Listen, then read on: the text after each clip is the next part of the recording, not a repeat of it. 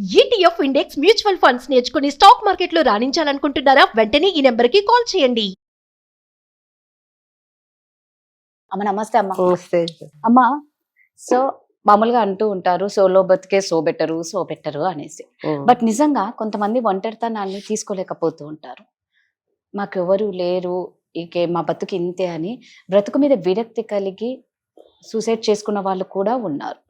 మనం రంగనాథ్ గారు చూసుకుంటే ఆ ఏజ్కి ఆయన సూసైడ్ చేసుకోవడం నిజంగా ఎంత బాధేస్తుందో. అంటే ఆ ఒంటరితనాన్ని భరించలేక, ఇక మీకు తెలిసిన మీ అనుభవంలో చాలా మంది ఉంటారు. సో నిజంగా ఆ ఒంటరితనం ఎలా ఉంటుంది, ఎందుకు అంతగా, అంటే ఆ భయంతో చనిపోవాల్సిన అవసరం ఏముంది? చక్కగా బ్రతికి పోరాడొచ్చు కదా. ఆ ఒంటరితనాన్ని జయించాలంటే ఎలా అంటారు? ఒంటరితనంలో అంటే ఇప్పుడు ఒక ఏజ్ వచ్చిన తర్వాత మనం చిన్న వయసు అనుకో, మనం తెలియకుండా 10 మందితో కలిసిపోతాము, వాళ్ళు మాట్లాడతారు, మనం మాట్లాడతాము, మనకు ఒక రొటీన్ ఒక లైఫ్ అనేది ఉంటుంది, అన్నీ జరుగుతూ ఉంటాయి. వృద్ధాప్యం వస్తుంది చూసావా రాదా, అప్పుడు ఎక్కువ బాధపడేది ఆ వయసులోనే.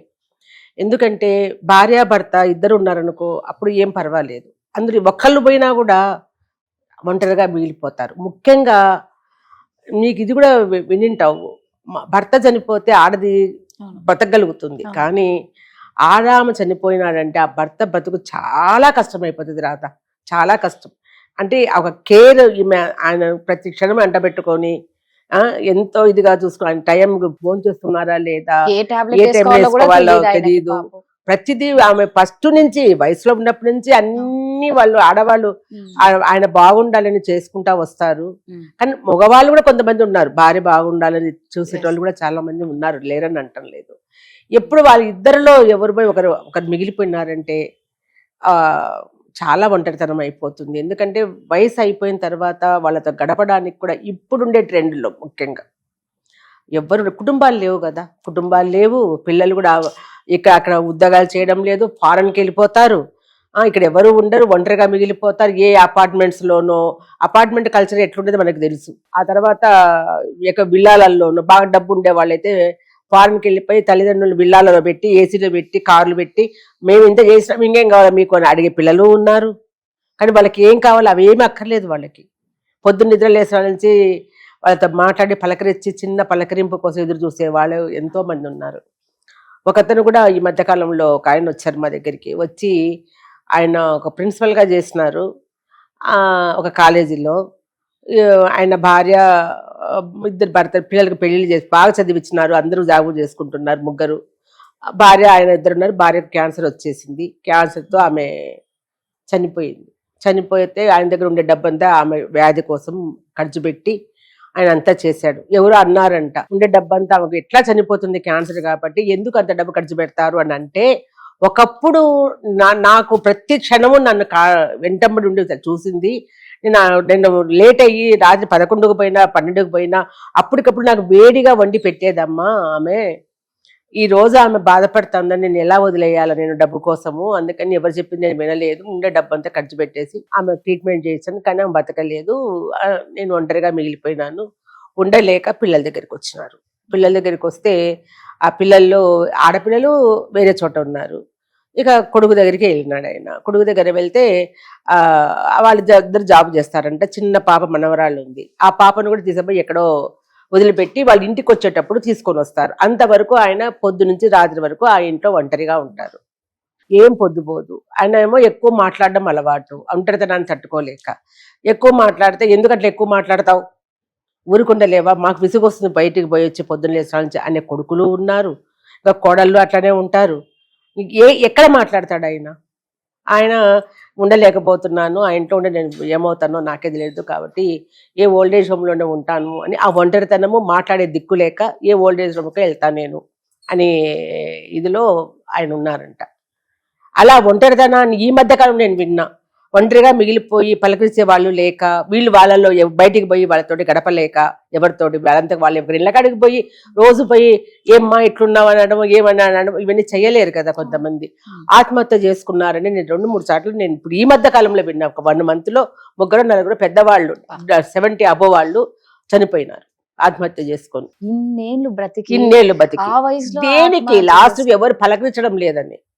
అంత లోన్లీగా. నేను రంగనాథ్ గారు కూడా అదే అని ఏదో విన్నా. ఆయన బతికున్నంత వరకు ఆయన భార్య మంచంలో ఉన్నింది. ఆమెకు చాలా వైద్యం చేయించారు, నేను విన్నాను. చాలా చేయించినారు, ఉన్నారు. ఆమె చనిపోయిన తర్వాత ఆయన కూడా గురేసుకొని చనిపోయినారు అనుకుంటా. చనిపోయినారు ఆ ఒంటరితనాన్ని భరించలేక. ఇట్లాంటి చాలా మంది చాలా జరుగుతున్నాయి. కానీ ఒంటరితనాన్ని మేము భరించలేక చనిపోవడం అనేది అది కరెక్ట్ కాదు రాదా. మనం వెతుక్కోవాలి బయట. ప్రతిదానికి ఉంటుంది ఒక సొల్యూషన్ అనేది ఉంటుంది. నీకు నువ్వు ముడేసుకొని నేను ఒంటరిగా ఉన్నాను అని నువ్వు ఎందుకు అనుకోవాలి? ఇప్పుడు సీనియర్ సిటిజన్స్ చాలా చేస్తున్నారు బయట. వాళ్ళకు అంటూ ఒక అసోసియేషన్స్ ఉన్నాయి. నువ్వు అనుకో, నువ్వు ఏదైనా ఒక వర్క్ చెయ్యి. నీ అవసరం ఎంతో మందికి ఉంది, నీ నాలెడ్జ్ ఎంతో మందికి అవసరం అవుతుంది. స్కూల్స్కి వెళ్ళండి. పిల్లలంతా ఉంటారు, వాళ్ళకి ఏ దారిన వెళ్ళాలి, ఎలా వెళ్ళాలని తెలియదు. ఆ చదువులు మొదటి చదువులు అయిపోయినాయి. వాళ్ళ చదువులు 24 గంటలు చదువు చదువు చదువు అని చెప్పి ఆ పిల్లల్ని టార్చర్ పెట్టి 99 వచ్చినా కూడా 99 ఎందుకు వచ్చి ఇంకొక మార్క్ ఎందుకు అక్కడ రావడం లేదని తల్లిదండ్రులు వేధిస్తున్నారు వాళ్ళని, అంటే ఆ చదువుల కోసము. అలాంటి పిల్లలకు నువ్వు స్కూల్స్కి వెళ్ళి వాళ్ళ స్కూల్స్ మాట్లాడితే అందరూ ఒప్పుకుంటారు. కలెక్టర్స్ కూడా చెప్తున్నారు మీ జ్ఞానం అనేది చాలా అవసరము పెద్దవాళ్ళది.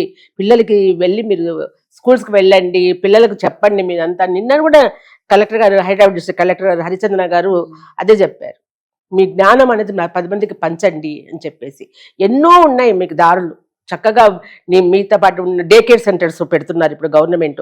అక్కడికి వెళ్ళి మీరు పగులంతా అక్కడ వెళ్ళి మీరు నలుగురితో కలిసి మాట్లాడచ్చు, క్యారమ్ బోర్డ్ ఆడొచ్చు, ఇంకా ఏమైనా ఆడుకోవచ్చు. మీరు ఒకరొకరు మనసులో ఉండి పంచుకోవచ్చు. ఎన్నో ఉండంగా చనిపోవాల్సిన అవసరం ఏమొచ్చింది? నాకు అది విన్నప్పుడు చాలా వేదన అనిపించింది నాకైతే. మనకు ఒంట్లో శక్తి ఉన్నంత వరకు మనము 10 మందికి పనికొద్దాము. మనకు పనికిరామని చెప్పి ఏదో ఇంకా కొంచెం నీకు ఆయుష్ ఉండి పనులు చేయడానికి అవకాశం ఉంటే దాన్ని పోగొట్టుకొని చనిపోయి ఉరేసుకొని మందులు దాగి చచ్చిపోయి మీ శరీరాన్ని కోయించుకొని హాస్పిటల్లో పడేసేసి అవసరం ఎట్లాంటి చావు మనకి? ఎన్ని పనులు లేవు రాదా బయట? ప్రైవేట్గా నువ్వు ఇక్కడ చెయ్యి, నీకు శక్తి ఉన్నంత వరకు. వాళ్ళ గవర్నమెంట్ పని రిటైర్డ్ అయినా అనుకో పెన్షన్ వస్తుంది. దాన్ని కొంచెం మీరు ఏదన్నా మీరు మంచి పనులకు ఉపయోగించండి. మీరు తినండి, 10 మందికి పిల్లలకు పెద్దలకు మీలాగా ఉండి అసలు ఏమీ లేకుండా బతికి పెద్దవాళ్ళు కూడా ఎంతో మంది ఉన్నారు. వాళ్ళకి ఏదైనా ఉపయోగపడండి. ఎన్ని మంచి పనులు బయట. నాకు ఆ చనిపోయినారని విన్నప్పుడే నాకు చాలా బాధ వచ్చేసింది. నాకు మనసులోది ఎదురు వాళ్ళతో పంచుకోలేకపోయినప్పుడే కదా ఆ డిప్రెషన్ అనేది వచ్చేసి మనుషులు ఒంటరిగా ఉండిపోయి ఒక 2-3 సార్లు కూడా విన్నాను రాదా నేను. ఆ చనిపోయిన శవము ఎన్ని ఏళ్ళ నుంచి వాడు చనిపోయిన ఎవరికి తెలియదు. ఆఖరికి ఇంట్లో చనిపోతే ఆ శవం కుళ్ళి వాసన వస్తే బయట నుంచి వచ్చి చూస్తున్నారు. అంత ఒంటరిగా అంత డిప్రెషన్కి గురి కావాల్సిన అవసరమే లేదు. ఇప్పుడు చాలా అవకాశాలు ఉన్నాయి. గవర్నమెంట్ కూడా చాలా చేస్తుంది అందరి కోసము.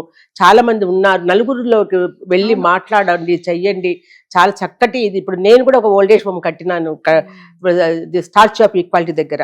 నేను ఎంతమంది ఉండాలని కూడా నేను అనుకోవడం లేదు. తక్కువ మంది ఉన్న వాళ్ళు ప్రశాంతంగా, మా చుట్టుపక్కల చాలా బాగుంటుంది.